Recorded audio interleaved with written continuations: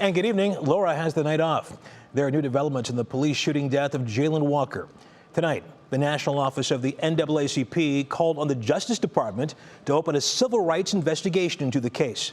Also, tomorrow, the Summit County Medical Examiner's Office will release its summary of findings from Walker's autopsy. In the meantime, the curfew in downtown Akron remains in effect from 11 p.m. to 5 a.m. It is another emotional night in the city. Emma Henderson takes us to a gathering where residents aired their fears and concerns. A small room inside Akron's Ed Davis Community Center, not used to holding this many passionate people, is where lifelong activists combine their calls for change. We can't keep going this way. We need to work together to find a solution. We've got to build trust. I don't think there's trust, Mr. Chief of Police.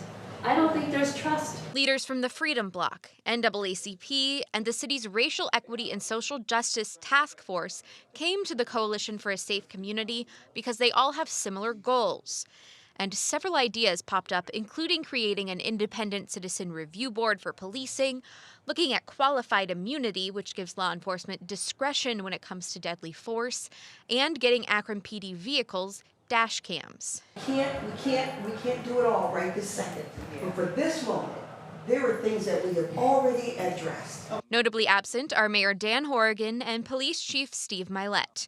I reached out to both offices, and both say they believed the meeting had been canceled, with the mayor's office stating, quote, "We were notified by the mediator that the meeting would not be taking place as scheduled and that we would attempt to reschedule," end quote. But they were open to meeting, so community leaders carried on with what they could. My questions, my concerns was for the mayor, the police chief, Marco, and I wanted to meet the Department of Justice. Tonight, it was also discussed that the Akron NAACP has issued a list of demands to the mayor, and so has the Freedom Bloc. This is on top of recommendations already on his desk from the city's Racial Equity and Social Justice Task Force.